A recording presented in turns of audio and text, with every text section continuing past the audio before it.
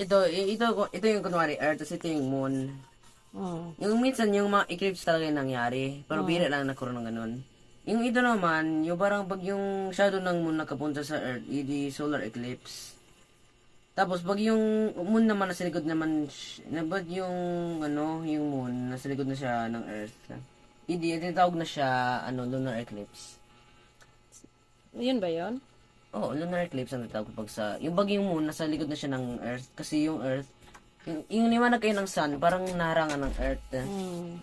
Yung Moon naman, hindi na siya naan ng ilaw ng sun, kaya nagkakaroon siya ng lunar eclipse. Ito naman, pag yung Moon Hindi na ko pag kasi ganito, alam yun eh. pag napaganito ito yung Moon, tapos pag yung shadow niya nakapunta sa may Earth, hindi solar eclipse ang nagaganon. Saan mo yun nalaman? Sa mga YouTube, tapos sa mga books. Yung bang tutor na book namin, ni teacher, basta nakita ko sa mga ganun.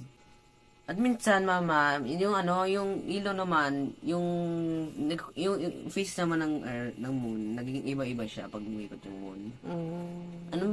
Yung ganito, magiging, bro, di siya solar eclipse, pero yung ganito, magiging, magiging new moon. Pero pag nandito siya, hindi magiging full moon.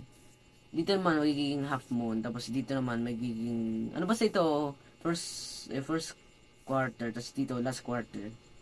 Dito naman, basta yun, yung moon, mas dito full moon. Ganito yun. Pero pag mga ganito sila, pag hanggang dito yung moon, yun, crescent. Tapos pag dito naman, gibbous. Waxing gibbous. Okay. Wala kasi akong alam sa mga ganun. Nababasa ko lang pero hindi ko yun pinagtutuunan ng pansin. Ano ko? Okay.